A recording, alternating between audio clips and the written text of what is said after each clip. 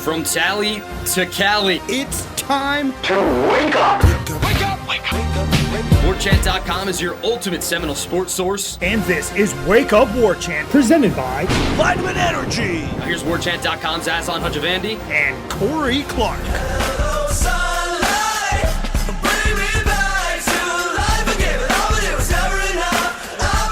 Wake up! It's Wake Up Warchant presented by Vitamin Energy. Coming up on today's show, Link Jarrett presses all the right buttons as the Noles advance to the Supers. We celebrate a great weekend of baseball in Tallahassee. And the Warchant Top 40. Corey and I quibble over our picks in the bottom quadrant and debate what it means about Florida State's fortunes in 2024. And sorry for the lack of timestamps. It's just a whole bunch of baseball and then a whole bunch of football at the end. Wake Up Warchant presented by Vitamin Energy. VitaminEnergy.com. Promo code Corey.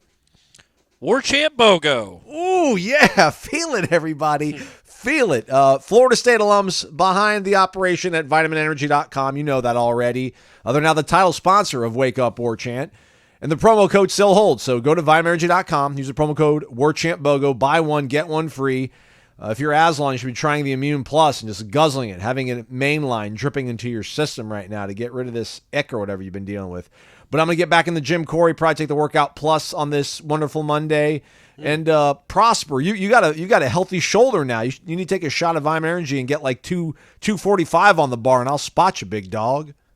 You aren't strong enough to spot me, buddy, the stuff I'm going to be throwing up now that I got this healthy shoulder. I'm going to need two spotters. Okay, I like it. Warchant.com, your ultimate Seminole sports source. Get the thumbs up, 5-star rating and review.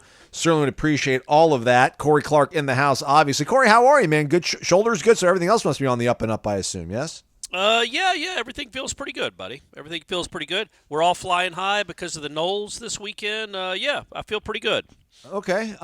Shall we get to it? We got football coming up. Second half of the show, everybody. We'll go over the bottom half or the bottom quadrant of our top 40. I think we've revealed, 30 through 40 already, I think, over on warchant.com, if I'm not mistaken, Corey. We haven't even talked about it all on the show here. I believe that is correct. I know I wrote 31 to 35, so I assume that's been on the website since I wrote it. Okay, so we'll get to that. So football coming your way, everybody. Promise. But, Corey, let's just summarize, I guess, the Tallahassee Regional, Florida State, 3 up, 3 down. I mean, everything went according to plan. I can't really imagine how it could have gone really any better for Florida State. Carson Dorsey throws an absolute gem on Friday afternoon, high noon against Stetson. What was it, 120 what pitches, Corey? Do you even remember? I think it was 120 or 121. I think it might have been 121. Amazing. It was 8 2/3. Brennan Oxford comes on and gets the final out. And then on Saturday night, Jamie Arnold does the same thing pretty much. Goes 7 innings and throws an absolute beauty of a game for Florida State as they stymied UCF 5-2. And that set the stage for Sunday, Corey, and a UCF who took out Stetson earlier in the day on Sunday. They had to beat Florida State twice. They had to beat them last night and then try to get them today, but they don't get that option because Florida State absolutely blew their doors off in a huge, huge 5th inning. Connor Whitaker, the starting pitcher, kind of gave you enough, even though he exited the game and you were still down. I guess we can talk about all the big picture stuff and how good it feels. I don't know if you want to go there. You just want to talk about the game itself and the series. But Tallahassee rocking, Hauser rocking, Florida State in the Supers after they took out UCF on Sunday. Yeah, I just thought it was a cool weekend, man. I don't know if you could tell from the question I asked Link. I asked Link, you guys should watch that press conference that we have on our YouTube channel because it's it's just telling of the person he is. Because he is, I'm going to say this as politely as I can. I think he's a bit of a maniac when it comes to just solely focused on one thing. I don't think he allowed, because I asked him essentially, did he, as a kid that grew up in Tallahassee, played for the program, was an assistant for the program, had been through a lot of great times in Tallahassee watching this Florida State baseball team. He's a child of the program. Did he allow himself to appreciate what Saturday night and Sunday night were? Just being the head coach of Florida State, with the animals like that, with the whole crowd like that, it felt like old Hauser again. Did he allow himself to appreciate it? And he said, no, not really. He goes, that's one of the weaknesses of mine, which I don't know if he was just being tongue-in-cheek or if he really believes that. But there's a chance, Aslan, don't you think that the fact that he doesn't allow himself to appreciate stuff like that, it might make him a maniac, but it also might be a strength and not a weakness. He is so singularly focused on the task at hand that that's why he is what he is, right? Yeah, I'm starting to wonder when he brought on these 26 guys, onboarded 26 new guys, it wasn't to make the team better than they were last year. I really think he wants to go for it all. Like this was like the moonshot for him. Like he talked about, I'm here for one reason, that we're missing something in that corner, and he looks over the trophy case that's littered with regional final trophies and super regional trophies and appearances in Omaha and ACC championships, but there is not a national title, and that's what keeps him up at night. And then the story that Brendan Oxford talked about when I asked Oxford about, because Oxford, we was here last year, man, so he's lived through through the worst of it, and now he's going to enjoy the fruits of this. And just, I'm sure Link went and told all these guys, listen, I'm going to make this team better. Just stick around. Trust me. And I just kind of asked him, like, did you really believe that you would be this much better? And he talked about how, like, Link went off on them in the middle of a practice that was just terrible. And just seeing the way that he was like that angry. The standard is that high. He wasn't going to let anybody fall short of it. Yeah, I mean, he comes off really sincere and well thought out in all the answers that he always gives us after practices or press conferences, Corey. But yeah, man, Link Jarrett, he's a maniac. And as you said, that's in the most endearing, positive way you possibly could be as a leader of men. Yeah, and I want that to be known that I do mean that it's not a pejorative. I mean that as a positive. He is maniacal into winning, and that is what you want your coaches to be. He does not allow himself to take a bow. He does not allow himself. I don't know that he has fun doing anything else. I don't even know what his other hobbies are. He doesn't joke around much. He does a little, but not much. He's just straight nonsense, no nonsense. And what's exciting about it to me is it bodes well for the long haul. This is not a one-off.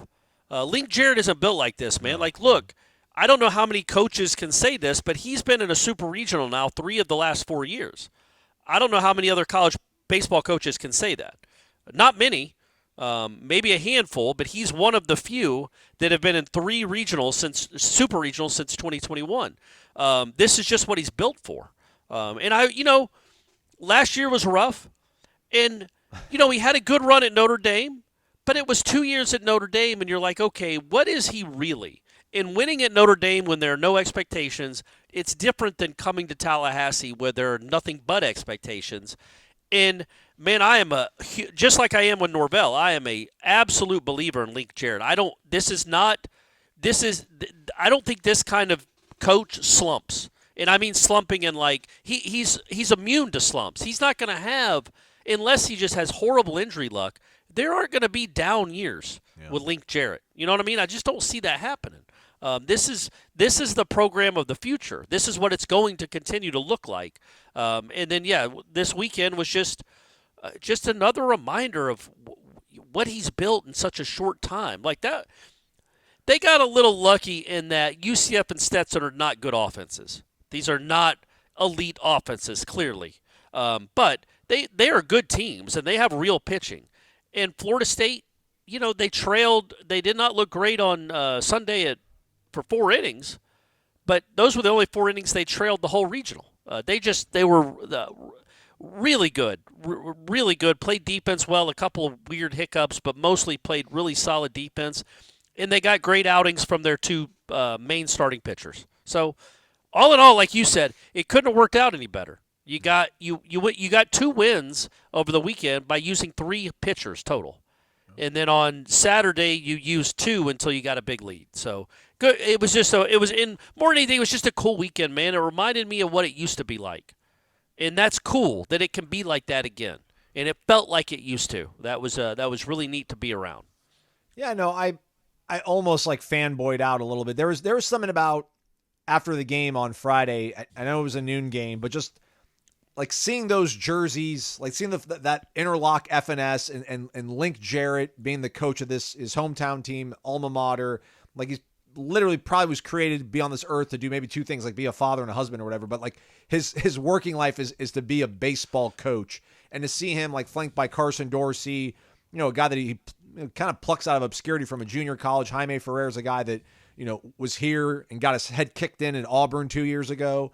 Like, and to see like these uniforms play the way they did in that stage, I'm like, man, this is like, it's still college sports is really getting tainted and polluted from all different corners. But like baseball still is maybe one of those last somewhat pure sports remaining. And this team is supremely likable, and they're really, really freaking good.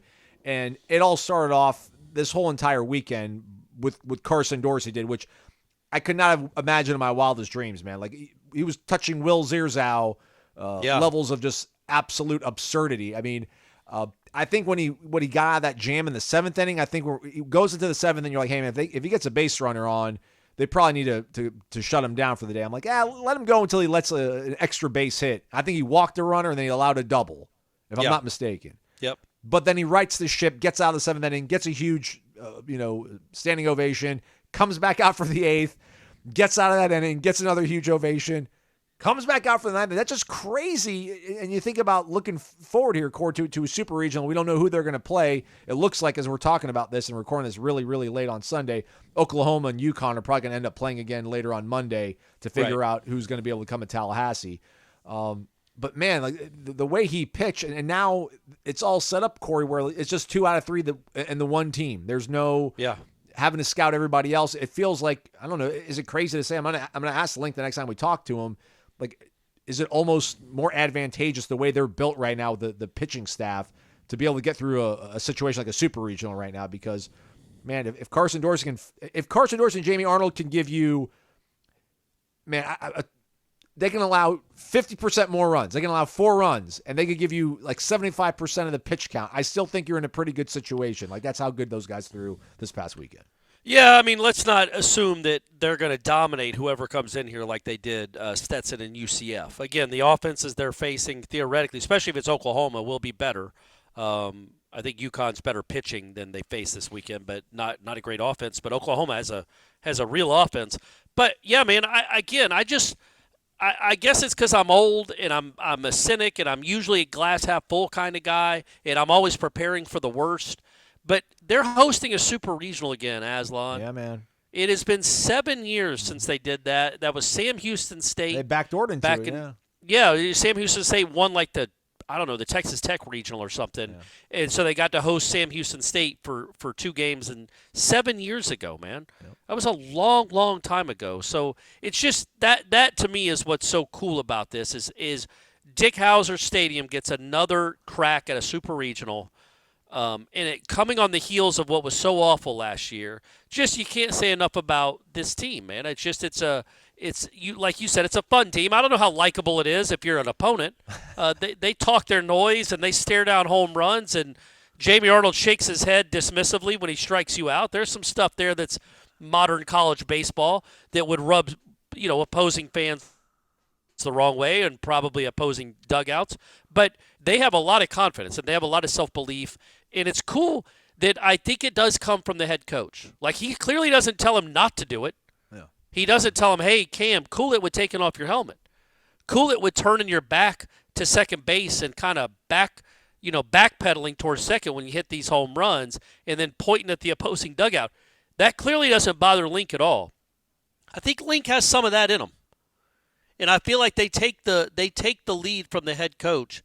And that guy is supremely confident in who he is as a coach, which I think filters down and trickles down to that team. And he's instilled a lot of confidence in a group that really had no right to be confident coming into this season. But they have plenty of right to be confident now, man. What are they, 45-15? And they're one of I guess I was going to say one of 16 left. I guess there's probably going to be like 20 left, but 4 will be eliminated today. But they're one of 16 teams that will make it to this weekend coming up. And you would not, I don't think you could have convinced me back in in January, that this was even a possibility. The product had been so bad. And I'm going back to 2019 now, too. Like, again, I know they made it to Omaha, but that product was bad for most of that year, certainly mediocre. And so when you go back they were the last team to make it into the field that year, man. And then 2020 was COVID, but they were kind of piddling along. 21 and 22, they were on the road for regionals, 3 seeds. And then, last year they missed it. So this is a long time coming. I know it feels like a birthright for Florida State baseball to always be in a super. I know this is their 18th, but it's their second one in 7 years. They're first at home in 7 years. So, man, it's really neat. I'm excited for all the animals, the Johnny Macs of the world that had to live through the last 5 years. And also, Johnny Mac gave me a sausage dog each of the last 2 days. Nice. When he saw me in the parking lot, and that was obviously I don't know how else to say it. That's a good luck charm. You feed the dog with a dog. Your Noles are going to win. Unfortunately, I won't be here this weekend, so he won't help. Maybe I'll have to feed. I got it. Brady's got a tournament in Hoover, Alabama. Oh, all right. Yeah. So got to do that instead. But yeah, man, I feel great for all I'm not going to say long suffering, because if you're a Florida State baseball fan, you haven't done a ton of suffering in your life. Right. But the recent suffering, Florida State baseball fans, what happened this weekend was cool.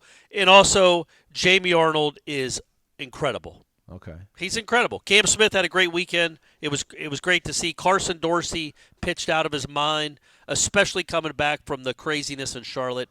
But Jamie Arnold is just next level. Just next level. That was incredible to watch on Saturday night. Yeah, and I don't want to take that for granted, what Jamie did, because, we saw what happened with Arkansas, and if you guys haven't seen what happened with Arkansas, I think this is 2 years in a row now where they've been a national seed, or at least they were a national seed for sure this year, and they weren't able to get out of their own regional. And the ace that they have got lit up. Yeah, he's going to probably be a top 10 pick, and he's got the single-season strikeout record for Arkansas. Hagen Smith, I think his name is. He got touched up. He got freaking lit up, and Arkansas lost. And then meanwhile, Jamie Arnold comes out there, and some calls maybe didn't go his way, but he just had an immaculate freaking inning. And you just kind of nonchalantly pointed that out. And I kind of glossed over. I'm like, yeah, that's really cool. And then Link is like, hey, I've never seen that before. I've heard of it, but I've never seen it before. I don't think I've seen it either. Maybe in Little League I've seen it. I don't think I've seen it in a game I've covered or been at. I know I haven't seen 5 straight strikeouts on 15 pitches, which is what he did, because he struck out the next 2 guys of the next inning on 6 pitches. Yeah. And I know people listening to this or at the game are like, well, it's UCF. UCF is a Big 12 team, man. Yeah. That is a real program. Yeah. He was not doing that against Butler. This was a real program that he struck out 5 straight guys on 15 pitches. That's insanity. And had 12 for the game in 7 innings. It almost got away from him there in the 7th, but he rallied back, got a huge double play. Credit to the Florida State defense too for making. They had a few more hiccups than I would have liked to have seen, but overall, when it mattered, they made some big time plays to get out of innings and win those games. So it feels like Jamie Arnold, one of your kind of takeaways. I think the 3 things for me. If I was his dad, I told this to Ira. If I was his dad or his mom, one of his parents, I would tell Link, as long as y'all pitch, he can pitch as long as you want this year. As far as you go, he's pitching. If you want him to pitch for you next year, we'll ramp him up around mid-May. I'm not having – that kid is a walking lottery ticket. And the reason I bring that up is because we see all these injuries, and I'm not wishing that upon anyone. I'm knocking wood. But you see all these great sophomore kids or underclassmen that can, you just hope he stays healthy, because that kid is exceptional. And he is probably going to be, I would guess, the first college pitcher drafted next year if he's healthy. And if he's my son, especially after he wins a national title this year. That's right. After he wins the national title, celebrates in a dog pile in Omaha, I tell Link he can be your closer next year starting around May. I'm sorry. I know that's going to hurt you on the weekend, so go to the portal accordingly, because my son is going to give you about 25 innings next year. But, hey, maybe Cam Leiter will be pitching by then. Let's hope. Let us hope. All right, so Florida State's offense still explodes in 2 of the 3 games. UCF, the first game on Saturday, they did enough to get by. James Tibbs needs to probably bring back Suavemente. But, the fact that they were able to win this series, weekend, and really not get much of anything out of James other than a bunch of walks, which is nothing out of him hit-wise. Yeah. I think that's a huge thing.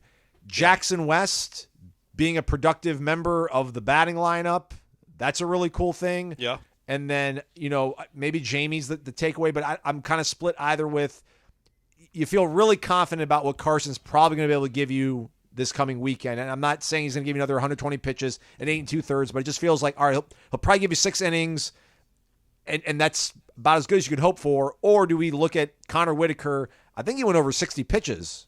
Yeah, he was good. And Good that's too. He struggled in the first inning. He was good after that. Yeah, and then that's a ramp up, man. From where he was last weekend in Charlotte to this weekend in the regional, you feel like 75, 80 is probably somewhere that he can be around this coming weekend as well. Maybe if it comes down to deciding Game 3.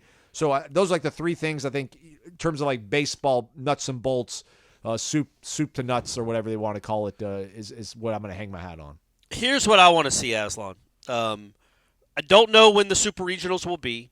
They'll either be Friday, Saturday, Sunday, or Saturday, Sunday, Monday. I feel like typically at Florida State they're Fridays, and they're scheduled for Friday afternoons. That's just how it works. It's how it's worked since I've been doing this. I want whoever's in charge of the weather delays to pull the magic trick that they pulled on Saturday. That game was supposed to start at 5 o'clock, but they delayed the noon game for 3 hours for no rain at all, which was awesome. There was a cell. It looked like it was coming. It broke up. It scattered because of the Mag Lab or whatever happens in Tallahassee. It didn't end up hitting Tallahassee, but they still delayed the game 3.5 hours because that's just what we do down here, which is great. I don't care if there's no clouds in the sky all week and all day. Have that lightning detector just start twitching a little bit, and if the NCAA and all their infinite wisdom decide to give you another noon game because that's what they do, let's just have a rain delay until 7 o'clock. Okay, help out you know what I mean? Yeah, because that crowd on Saturday night, it would have been great anyway at 5, but 8 o'clock just added a little more juice to it. Oh yeah, it just did. It's just different at night, and I really hope that they get all night games, but certainly the Jamie Arnold start, I want to be a night game because that's just electric when he's pitching in that stadium with real stakes like that. Yeah, again, we'll see what the schedules look like once the entire field is set for the Super Regionals and the 16 teams are there.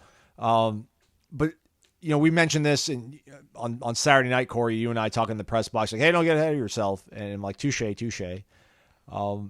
Do you start Jamie Arnold game 1, or is it all you just don't want to? Whatever's a week since he last throw. So if they're a Friday, Saturday, Sunday regional, you just keep him to Saturday because that's what he did. Well, and he's got to pitch one of the first 2 games anyway, so might as well keep him on his regular rest. I feel like if the first game is Saturday, I would pitch him on Saturday. Okay. I just want him pitching on Saturday whenever it is, or whenever the night game is. Who knows? But yeah, I think the Connor Whitaker thing. Who knows with Dorsey, man? I don't know that you can count on another 26 out performance from him. You can't, but 6 innings probably isn't going to ask for that'd the world. be great. Yeah, man. But I just think the bigger development to me was Whitaker, because other than that home run, that it was a lot of ground balls, a lot of weak contact. He didn't get many swings and misses, but that's not what he does. He gets ground balls, and I thought he pitched. That was his best, obviously as good as he's pitched in months.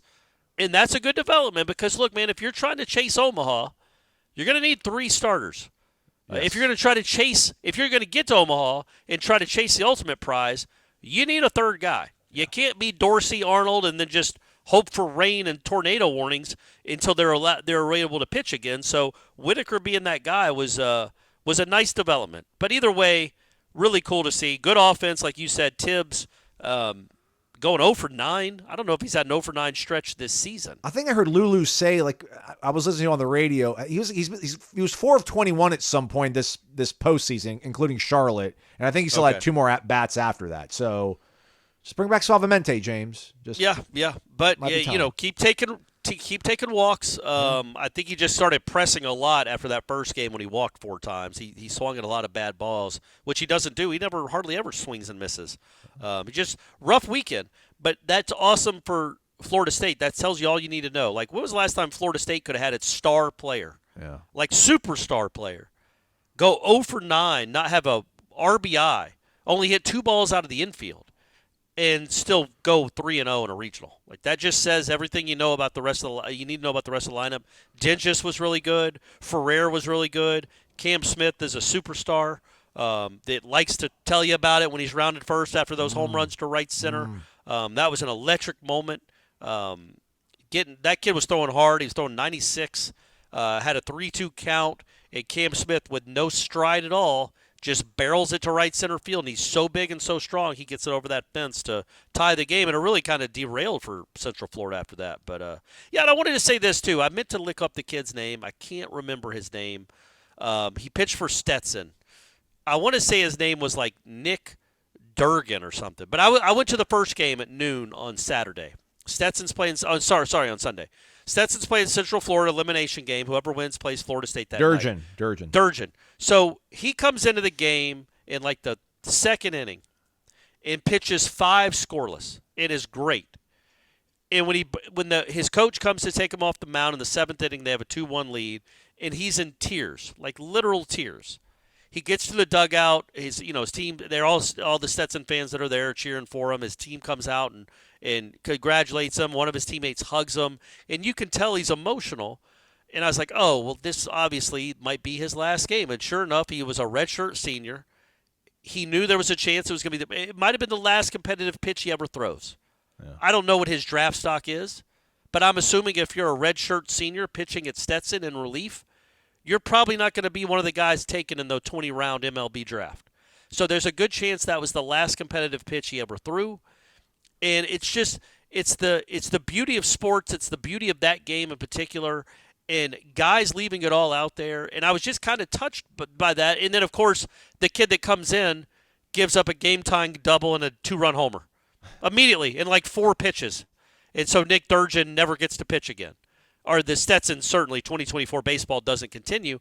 And you just you forget about that kind of stuff, man, those types of stories. I don't know if Brennan Oxford's going to pitch in pro ball. He certainly seems to have good enough stuff to, but I don't know. You don't know how these guys' career is going to go. But, man, college baseball, there's still something pretty special about it, even in this current age when there's a bunch of 23-year-olds playing. Yeah. It's still really cool to see how much it matters to these guys, because it's such a great game. It's my favorite sport. It's what my son plays, and there will be a moment, hopefully it's 10 years from now, it could be 10 months from now, where Brady Clark doesn't play baseball again. There is always a last inning that we play competitively. And it was just what you see that a lot in the postseason, and I saw it with that kid walking off that mound. I just wanted to it mattered so much to me I didn't even look up his name. Thank you, Aslan. But I just wanted to give him a shout-out, or just that moment. It mattered to me, like seeing how emotional he was walking off that mound, knowing it was probably going to be the last time he ever took the mound in a game. Further buoyed at all, Corey, with the comments from UCF's coach Rich Wallace, who was here last year coaching under Link Jarrett and was with him at Notre Dame. Just kind of what he said about Florida State, or is that just a buddy gassing up his buddy? Well, he's biased. He did say that he thinks Link's the best coach in college baseball. But is he wrong? I don't know. You know what I mean? Yeah. Like, I love Mike Martin to death. I loved him. He was so good to me. He was such a good person. He was a wonderful ambassador for the university. But I started covering Florida State in 2008.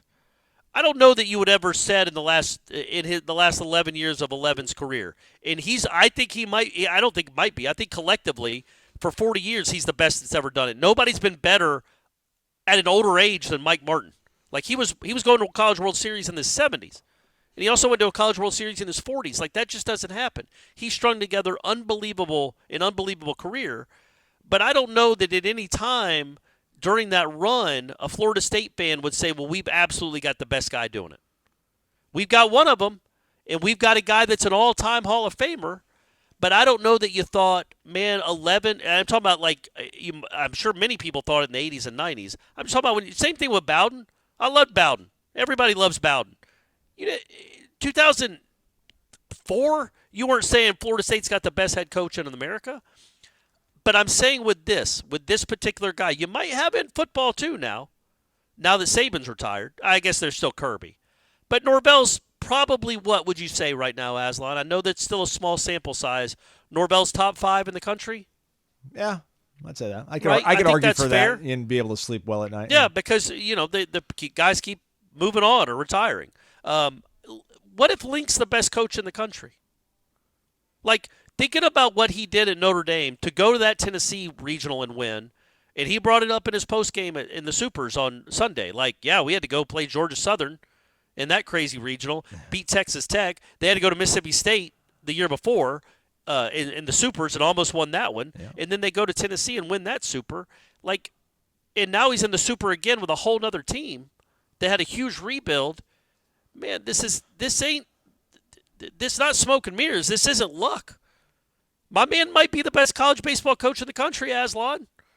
How crazy is that? Florida State might have him. They might have the guy. Does that mean he's going to win national championship this year? It's very, very hard to do. But you want that consistency, which was what 11's that was 11's greatest strength and his most admirable strength in the most unbelievable part of his whole career was how consistently good his teams were forever. Won 40 games every year. That's crazy to do. That is an unbelievable accomplishment, which makes him one of the best that ever did it. I think Link could be on a path like that, man. Like 3 supers in 4 years. Nothing about this is fluky. No. Nothing about what they did in Knoxville was fluky. Nothing about what Notre Dame did in 21 was fluky. This feels real and it feels sustainable. Kind of like the football team, but this feels really sustainable. This guy is one of the best, maybe the best. I'm saying that now. If they go 0-2 this weekend, Link, you're on the hot seat, my man. There's other guys out. Rich Wallace, like what I saw out of Wallace's club. So you're going to be on the hot seat, buddy. But no, I just think that what he's done this year, he is in the conversation as one of the best coaches in the country. There's no doubt. Oh, there's no doubt. Yeah. I would just say screw Kevin O'Sullivan, but he's. So yeah, it's weird with that though, right? Like, yes, O'Sullivan's very good. Clearly, he's been very good. It doesn't seem to be a very good person. Has some stuff in his private life and has never seemed like a great guy overall. But his program hasn't been great here recently, right? Oh, I guess they were in the championship game last year. That's correct. Never mind. Yeah, he's good too. He's proven it more. Bigger, longer sample size, and of course. But I'll take Link over him, though. They won Saturday. I'm not crazy. I'm that crazy. I would take Link over Kevin O'Sullivan. I don't know if I would take Mike over Kirby. Just saying. No, but I understood, and I think I'm there with you. And people might hear that and say, "Oh, because you're a UGA grad." I mean, look at Kirby now. Kirby's maniacal. I think Norvell's got some mania in him too. Yes. The good kind. For sure, he does. He absolutely does. But then. Apparently the good ones do because Link is right there with him. Link is one of those guys. Well, and I also remember the way when we interviewed James Tibbs III, and just kind of asked him about we asked him something about Link, and he's just like, well, I mean, it's Link Jarrett, man. Like it speaks for himself. I feel like maybe within that community of baseball families, moms and dads, people that play the game and really focus on it, I really think they do look at Link as being like one of those like thought leaders in that kind of community. Like I don't know if he does anything like unorthodox, but just in terms of like his meticulous nature, just how focused and driven he is. Like he said to you when you asked him about whether or not you enjoy this, he's like, I know what we're going to lose this after this year's over. I know what we're bringing in after this. Like he's still able to talk about that kind of stuff, but we know he's absolutely 110% focused on winning the regional and then winning the super regional. Like he's focused on all this stuff, which is crazy. You know what I liked about it too? You mentioned it a little bit earlier, and then we'll get to football, everyone. Promise. But you mentioned earlier when he made the comment about we're still trying to. I don't remember exactly how he worded it, about the corner in the cabinet. Yes, again. We're trying to put that trophy in the corner. There's something missing. Yes.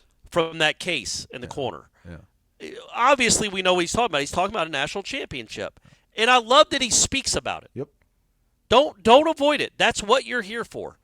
Speak it into existence. Whatever you have to do, manifest it. Yes, sir. But absolutely make that your goal. It's not a problem I had with 11 because again I loved 11. I just got to keep saying that enough. But sometimes it felt like, especially later on, well, it made sense in 2019 because that was crazy. But it was like getting to Omaha was the accomplishment. Mm-hmm. But there's work to do once you get there. And I'm not saying 11 was always like that, but, man, getting to Omaha in 19 with that crazy team and his last year, that was an unbelievable accomplishment. So that might be painting how I remember that year or his overall demeanor. But, it feels like Link wants to tackle that head on. He's not afraid of that. And I'm not saying 11 was, but Link, I just think the fact that he talked about it, he said it out loud. That's what we're trying to chase is a national championship. It's understood. 11 was too. We all get that, and it's hard as heck to win one of these things. But the fact that Link, again, his second year at this program as the head coach, saying we're trying to put that we're trying to get that trophy for that case. Yeah, man, absolutely. Attack it, own what you're trying to get, own what's missing in this program, and then go try to get it. I love that he talks about it. I don't know why. Again, he loses 2 this weekend. You're going to hear a different guy next week talking about this team and this program. But I'm just saying I really liked that he was willing to address that huge elephant and willing to actually say that out loud, that's what the goal is. Not just to getting to Omaha, not to getting to 40 wins, but winning the whole thing. Grab your lunch, everybody. Oh, you forgot your lunch. Oh, why don't you go to the Corner Pocket Bar and Grill, everybody? It's only $8.99 from 11 a.m. to 3 p.m. You'll get a half-pound all-black Angus beef burger and a side dish of your choice. You probably want fries with your burger, but you're like Corey Clark maybe, and you don't want to eat potatoes. Whole bunch of other options, right, Corey? Yeah. Side salad, broccoli? Side salad, that's what I normally get is side salad without tomatoes. That guy, But you know what? Their potato chips are awesome, too. Ooh. I mean, I don't like plain potato chips that much, but these are those really fancy kind of house chips. Right. They're really good. They're really good. All their potato products are good, man, and I don't like potatoes, so that says something. The Corner Pocket Bar and Grill, 2475 Appalachia Parkway, cptallybar.com. You can check out the menu. You don't have to limit yourself to just the lunch special. You can go there, maybe do dinner as well. Can't miss. Yeah. Corey, you went there for a celebration after the win on Sunday, right? And had some wings. Corey's like, hey, man, I can't record until I have some wings. And I'm like, whoa. Right. I had to get dinner. Stephanie was there, so I met her. Saturday night, Ira showed up after the big win to Corner Pocket. Friday night was insane because they had live music. And so, man, yeah, Corner Pockets, it's not just lunch specials. And I would suggest, especially this weekend coming up, if you're coming into town for the Super Regionals, really good place to go because they're going to have the college baseball on. You're not going to have to ask for them to put it on the TVs. They will have it on, and then when Florida State wins, you can come celebrate at Corner Pocket till 2 in the morning. That's right. And don't forget tomorrow, trivia night, 7 p.m. at the Corner Pocket Bar and Grill.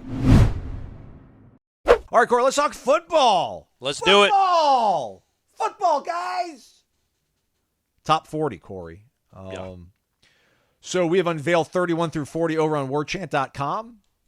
And a lot of the guys that we have on our composite, which is you, myself, Ira, Gene, Jeff Cameron, Tom Lang, Matt Lasser getting a seat at the table. Look at that. I had to wait like 3 years before you guys let me sit at the big table.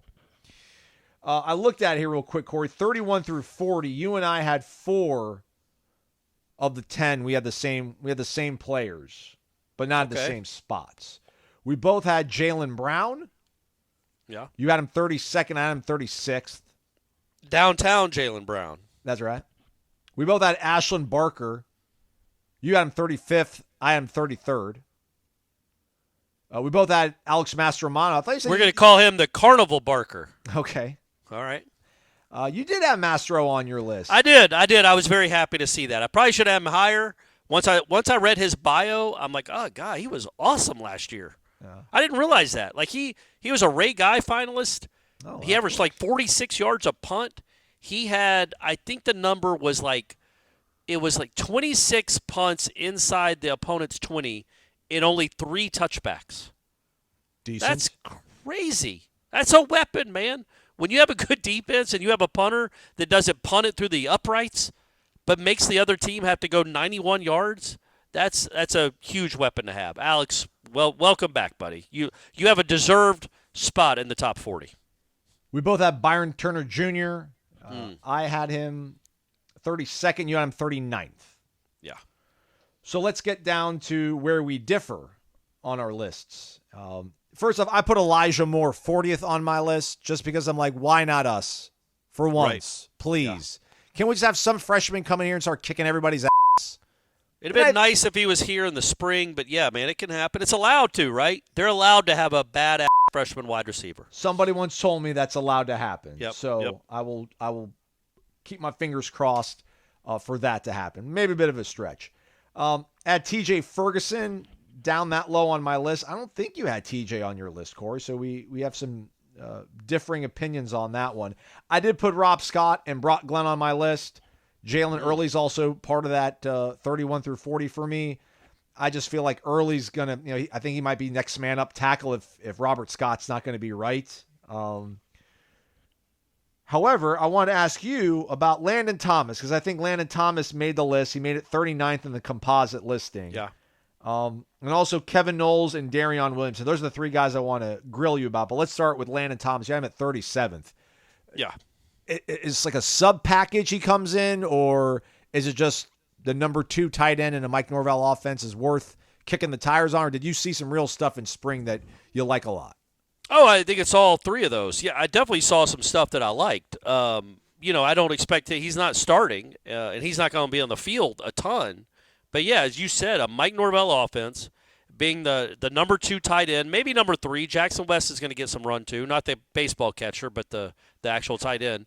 But Landon Thomas is a pass-catching threat, and he will play. Even as a true freshman, he will play, and that size plays right now. Like, he had some really good moments in the spring, I thought. He was pretty impressive. And so, yeah, I think, I didn't have him 9th, but I think a tight end in a Mike Norvell offense, the second-string tight end, that can be split out some at wideout, I think you could look at him having 18 to 25 catches this year for maybe 4 touchdowns, something along those lines. And if he does that, then yeah, that's a top 40 caliber guy to me. And for all we know, man, he might be better than that. But I think it's a lot to ask for him to be on the field a ton as a true freshman tight end. But he will be on the field because of what he brings in the passing game. He's a tough cover, man. He's a tough cover. I will buy you steak dinner next year at Omaha if he catches 4 or more touchdowns this year. How about, because that's a lot. I don't know if they even that's what you said, and that's the bet. But, I mean, it could happen. But I'm saying I think the 18 to 25 catches is very much in play. Yeah, I really do think that. To me, he didn't physically look imposing enough to me to be able to, be relied on in, 3 or 4 games and 3 or 4 important situations where he's going to get those kind of looks, I feel like. All right. Well, I mean, it's again, he's halfway in the roster. Yeah. I think he's going to play. And look, Mike Norvell plays 3 tight ends a lot. He will play. I think he's going to be in the mix, and I think if you're in the mix, if you're on the field for 20 snaps a game, you have a chance to be impactful. Kevin Noles, 34th on your list. I think he's going to play, man. Okay, Kevin Noles did not make the composite 40. So yeah, slot. Earl Little Jr. and then it's him, kind of. I guess that's the combo to make an impact. I think so. I do think that he was hurt a lot last year, and he was hurt by he switched positions some, and also think he was banged up. No, he was, dude. Because remember last spring, Micah Pittman was still here doing his vlogs, and apparently Kevin was on it. And I think I'm having his hamstring, and he said I'm probably going to miss half the season. And he did not. He played the entire year. He tried to play through it, man, and so many times we think these guys can't play because we watch them play hurt or we watch them play less than 100%. You could say the same thing about Omar Graham. Omar Graham did not look good last year. Well, he wasn't healthy. So that's not a fair representation of who he is. It would be, I don't know, man. I think it would behoove everyone in college football to say, hey, yeah, Omar Graham's going to play, but he's not quite right. And then you get the benefit of the doubt so people don't just make these rash judgments that you can't play or you're not any good because you're not good at 80%. Well, not many people are good at 80%. Keon Coleman is, but most people aren't Keon Coleman. Kevin Noles wasn't right last year, and I think he's proven that he can play. He wasn't.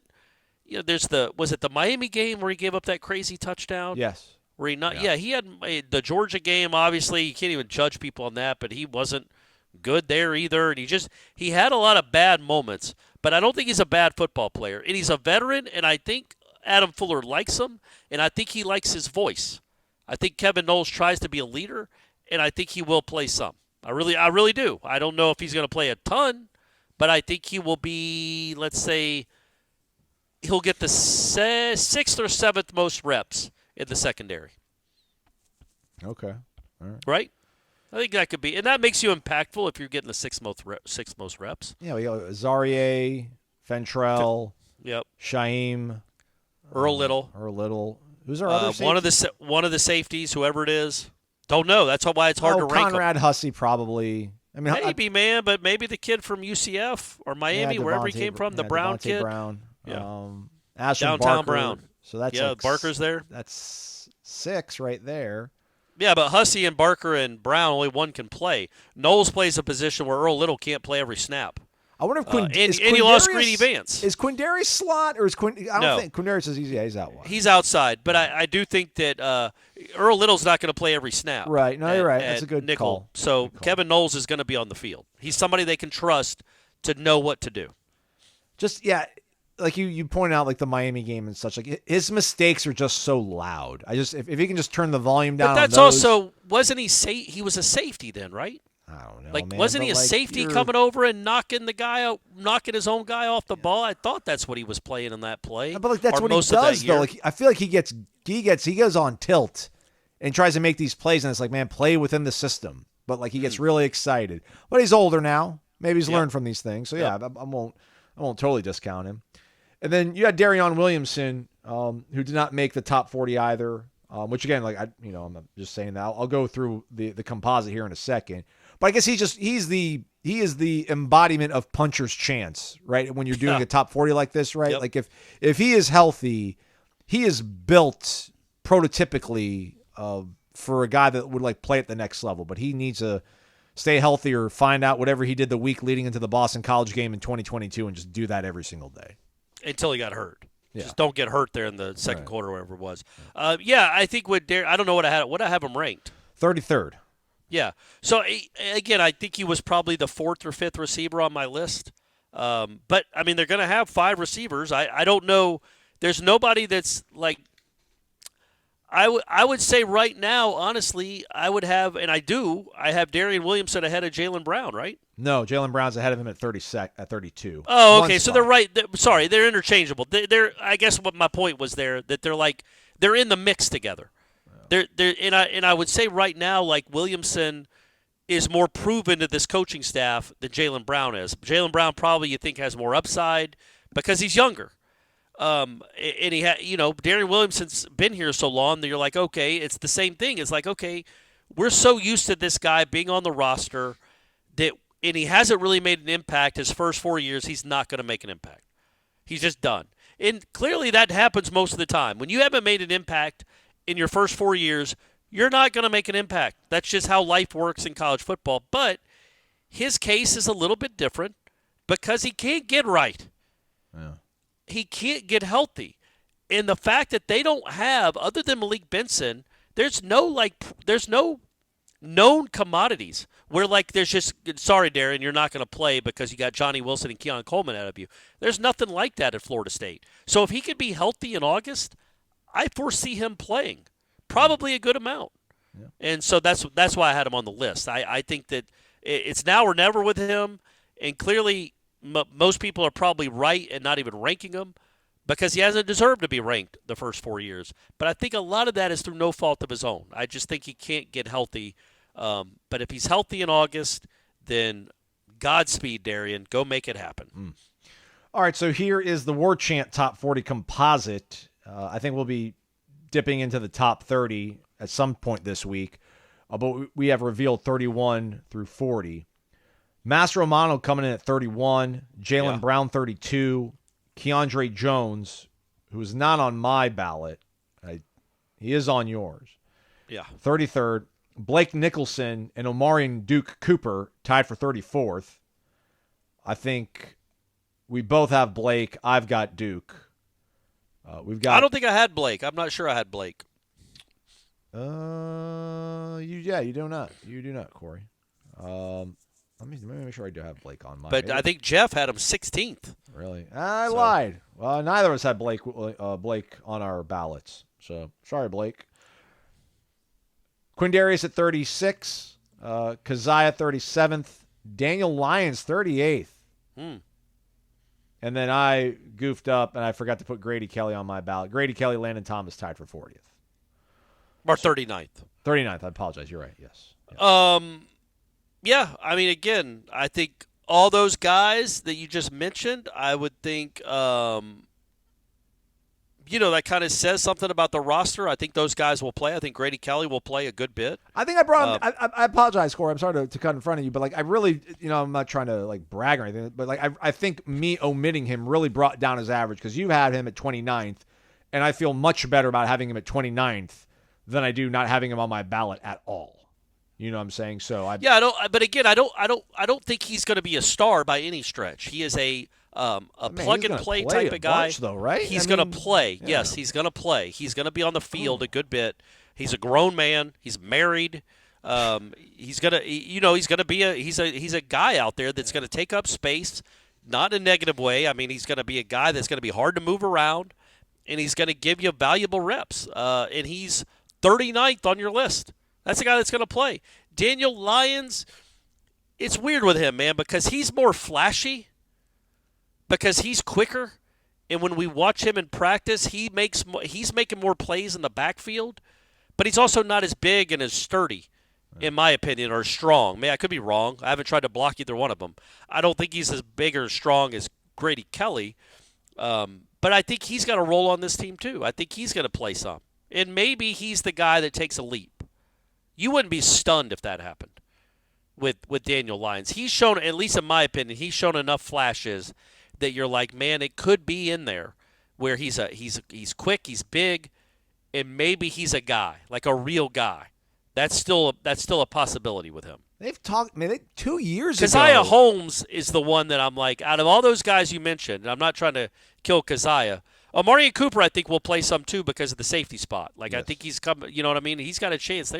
Too many DBs on this team, man. It's going to be some guys that I guess you can never have enough good DBs, but a lot of numbers. It's going to be a numbers game there. But Keziah Holmes, I just wonder what his role will be. Right. Yeah, he's in short yardage or something. Or yeah, but isn't Roy Dell kind of that guy too? Yeah. They're both similar sized. Yeah. Toafili and Lucas, Cam Davis, I think they like a lot. They got some dudes, man. I almost want to, looking at the 31 through 40, again, making an impact. I don't know how much of that is the foundational basis for how your season is going to be. But I can obviously see how this was all tabulated, Corey. I really I'm looking at 15 through 30. I almost want to compare that part because I like the top half. Like when I'm looking at what we've got 1 through, 1 through 10, 1 through 15, I'm like, all right, that's winning the ACC caliber roster. But I wonder if winning the national title is it 15 through 30, those guys being marginally behind the top 10, or is it really just having that heavy top heavy roster of studs and talent that makes you a national championship caliber team? Yeah, I don't know. I'm not sitting here saying this team is a national championship caliber team. I will say that, there's only 22 starters. Right. So anything after 22 is, theoretically going to be a substitute, a second-string kind of player. I know that's not how the numbers work and that's not how the math works, but, you have 22 starters, and then the other guys are backups, and we're in the mid-backups. We're from 30 to 40 right now. But when you think about your backups include a fifth-year transfer from Colorado State that's played a ton of football. Kevin Noles has played a ton of football. Yeah. Amari Cooper has played a ton of football. Darian Williams is a fifth-year guy. It's not Travis Jay anymore. You've got guys that have proven they can play at this level, and they're in the deep 30s. That to me is what's so encouraging about where the current roster makeup. It's old again. It's an old veteran group, and you've got serviceable backups that, again, I don't know that none of these guys are probably burgeoning stars. Maybe Blake Nicholson. I know they love him. They like him a lot. He might be a young up-and-coming star. All these other guys are just solid college football players. And if they're backups, great. You need solid backups too. And instead of having to have a backup that's some 19-year-old out of a Miami high school that isn't ready for it, you've got a backup that's played Division I football for 3 or 4 years. That to me is what stands out when you look at that list. But yes, not a lot of star power in the 30s. And really not a lot of star power. That's what I'm saying. Like, looking at 15 to 30, I'm just like, man, a lot of these guys are from the portal and weren't necessarily like top half of what was available in the portal. And you're like, man, we're saying that guy's going to be 25th most impactful on this team. I don't know. I'm grumpy. I was looking through my Twitter for whatever reason. I was scrolling through something, and I just saw all the week after week after week last year of every coach that got vaporized by Florida State just being like, that's the best team I've ever seen. And I'm like, I don't think anybody's going to say that about this team this year. Well, I don't remember anybody saying about that team last year either. No, Will Hall, certainly not enough. Coach. Will Hall, coach from Southern Miss, is like, that might be the best football team I've ever seen. Well, he would. And Brian Kelly should have said it because he got his butt stomped by that team. But hey, we got to be one of the 12 best and then just get a spot in the dance and see what happens, right, Corey? Who's saying who's best, Aslan? You know what I mean? Just got to be one of the 12 they pick, right? Because it clearly who can define who the best is. But yes, go win the ACC and you get in, and they can't screw you. It's super late. We've almost gone an hour. And I've got to pee. Okay, well, a lot of water today, Aslan. All right, I'll keep this thought. I'll write it down here so I can bring it up on the next show that we do. We'll do at least 2 more of these hopefully this week. We'll try to get the mailbag up for you folks on Thursday and have the thread up on a Wednesday. So be on the lookout for that.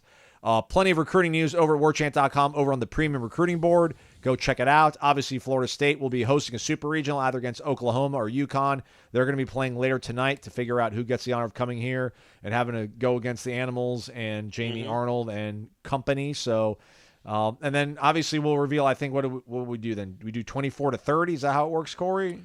26 to 30. Come on, wow. Aslan. Okay. Five at a time. Five at a time. So subscribe to warchant.com. It's only $1. Try it out for a month and be like, wow, they're doing all this in June when there's nothing going on. I can't wait to see what they're going to do in August, September, October, November.